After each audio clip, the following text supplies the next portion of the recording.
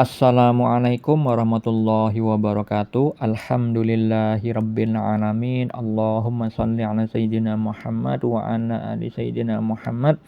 Malam ini saya bagikan lagi kisah nyata mimpi terkait ma'rifatullah, ilmu mengenal Allah. Allah bisa menjadikan sarana pengajaran kepada hamba-hamba yang dikehendaki melalui sarana goib yang bernama mimpi.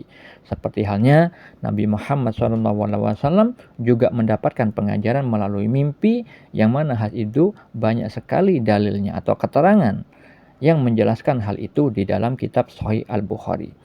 Ya, begitu juga orang-orang soleh terdahulu juga mendapatkan pengajaran dari Allah Subhanahu wa Ta'ala, seperti halnya pemuda yang soleh yang memberikan sedekah kepada 3 golongan yang dianggap salah oleh orang lain, sehingga diomongin, digibahin, tapi Allah memberikan suatu pengajaran bahwa apa yang dilakukan itu baik semuanya, tidak ada yang salah.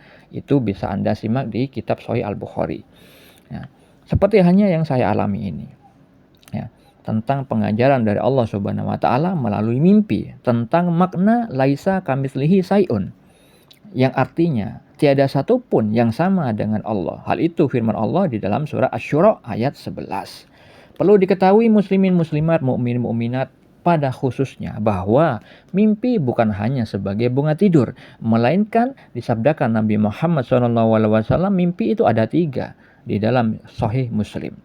Mimpi yang baik, mimpi kabar gembira datangnya dari Allah. Yang kedua, mimpi yang menyedihkan dari setan. Yang ketiga, mimpi dari pikiran saat terjaga. Karena sering memikirkan sesuatu hal, maka terbawa di dalam mimpi. Dan perlu diketahui, mimpi yang bermanfaat bagi manusia hanya satu, yaitu mimpi petunjuk dari Allah. Mimpi yang baik, mimpi kabar gembira. Maksudnya mimpi kabar gembira. Mimpi petunjuk dari Allah Subhanahu wa Ta'ala. Nah, di dalam hadis riwayat Al-Bukhari, Nabi Muhammad SAW bersabda bahwa mimpi seorang yang soleh itu adalah 1/46 bagian kenabian. Jadi bagian nubuah kenabian. Oleh karena itu jangan meremehkan jika Anda mendapatkan mimpi yang baik, mimpi kabar gembira, mimpi petunjuk dari Allah, harus menceritakannya, menanyakan takwilannya kepada orang yang memang mampu mentakwilkan mimpi.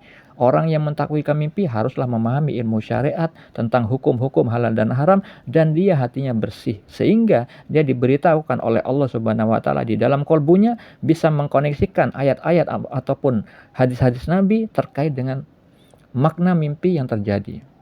Ya, jadi tidak boleh diceritakan kepada sembarangan orang. Lalu apa makna dari visual mimpi yang saya alami tentang kalimat laisa kamitslihi syai'un? Visual mimpi yang saya alami yaitu ada orang yang menanyakan kepada saya di mimpi itu, apakah puasa dia diterima kalau dia lupa sehingga makan? Jadi dia itu sedang berpuasa, tapi karena lupa dia makan. Lalu ada orang yang menjawabnya di mimpi itu.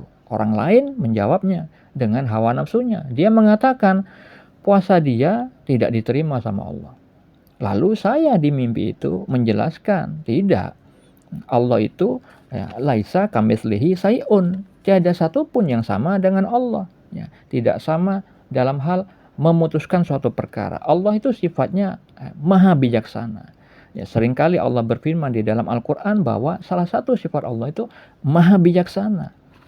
Maka tidak bisa seseorang itu memutuskan suatu perkara dengan hawa nafsunya, karena itu terlarang, tidak dengan ilmu Allah. Ya.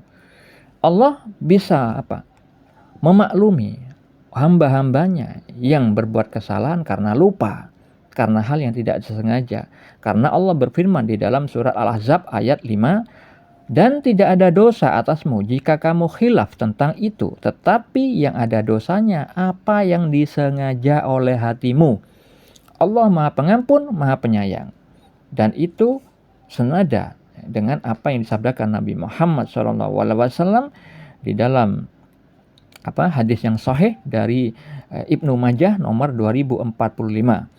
Beliau bersabda, sesungguhnya Allah Azza wa Jalla memaafkan kesalahan yang tanpa sengaja dan kesalahan karena lupa dari umatku, serta kesalahan yang terpaksa dilakukan.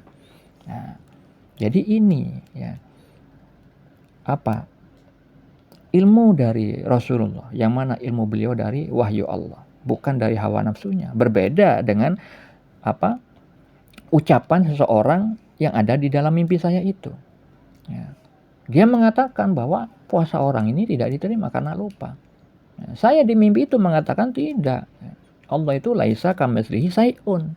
Ya, tidak setara. Ya. Apapun itu, siapapun itu, tidak ada yang setara dengan Allah dalam hal membuat keputusan, dalam hal perbuatannya, dalam hal asmanya dan sifat-sifatnya. Nah, lalu di mimpi itu saya memberikan tahu kepada orang yang tadi bertanya bahwa saya juga pernah lupa. Ya, ketika sedang berpuasa saya lupa, lalu saya makan sampai selesai. Nah itu saya teruskan puasanya. Dan di dalam kehidupan nyatanya saya memang pernah mengalami hal itu ketika masih sekolah, kalau nggak salah masih SD. Ya. Lalu saya di dalam ketika bulan Ramadan saya puasa, siang harinya saya makan siang, tidak sadar sama sekali. Begitu selesai, ya itu baru ingat kalau saya lagi berpuasa. Nah inilah nikmat dibalik lupa yang insya Allah mungkin saya akan bagikan contoh-contoh yang lebih banyak dari ini tentang nikmatnya dibalik lupa. Ya, itulah sifat Allah bisa menjadikan sarana ibadah dalam hal apapun. Baik itu ketika saat lupa, di saat salah, di saat takwa. Begitu juga Allah Maha Adil. Ya, bisa menjadikan peluang-peluang kefasikan, peluang-peluang berbuat dosa di saat takwa, di saat lupa, di saat bersalah. Nah, ini insya Allah akan saya bahas next video. Nah, lalu apa sih hikmah dari mimpi yang saya alami? Pertama, kita dilarang untuk memutuskan sesuatu perkara atas apa yang kita tidak punya ilmu pengetahuan tentang itu. Ya. Tidak memutuskan dengan hawa nafsu, itu tidak boleh. Allah berfirman di dalam surat Al-A'raf ayat 33. Katakanlah Muhammad, Tuhanku hanya mengharamkan perbuatan keji, baik yang nampak ataupun yang tersembunyi, dan perbuatan dosa, melanggar hak manusia tanpa alasan yang benar, mengharamkan mempersekutukan Allah dengan sesuatu yang Allah tidak menurunkan hujjah untuk itu, dan mengharamkan mengada-adakan terhadap Allah apa yang tidak kamu ketahui. Nah, lalu Allah juga berfirman di dalam surat Al-Isra ayat 36. Janganlah mengikuti apa yang kamu tidak mempunyai pengetahuan tentangnya. Sesungguhnya penglihatan, pendengaran, dan hati akan dimintai pertanggungjawabannya. Oleh karena itu, ingatlah sabda Nabi bahwa akan keluar manusia dari arah timur dan membaca Al-Quran namun tidak melewati kerongkongan mereka. Mereka melesat keluar dari agama. Sebagaimana halnya anak panah yang melesat dari busurnya, mereka tidak akan kembali kepadanya hingga anak panah kembali ke busurnya. Hadis riwayat Bukhari. Nah, jadi kita tidak boleh dengan hawa nafsu kita sok tahu memutuskan suatu perkara padahal kita tidak punya ilmu pengetahuan tentang itu. Ilmu syariat nggak dipahami dengan benar. Apalagi tidak pernah membaca ilmu syariat tentang bab yang halal, bab yang haram. Tidak pernah. Lalu seenaknya mengatakan ibadah seseorang tidak diterima. Wah ini berbahaya. Karena apa? Sama saja itu memfitnah atas perbuatan Allah. Padahal Allah itu maha pengasih, maha penyayang, maha teliti. Yang tahu sisi lahir dan batinnya manusia. Dan maha bijaksana. Nah ini yang maha bijaksana ini jarang sekali diungkap oleh orang-orang. Maka anjuran dari Allah Subhanahu wa taala di dalam surat Al-An'am ayat 116, dan jika kamu mengikuti kebanyakan orang di bumi ini, niscaya mereka akan menyesatkanmu dari jalan Allah. Yang mereka ikuti hanya persangkaan belaka dan mereka hanyalah membuat kebohongan.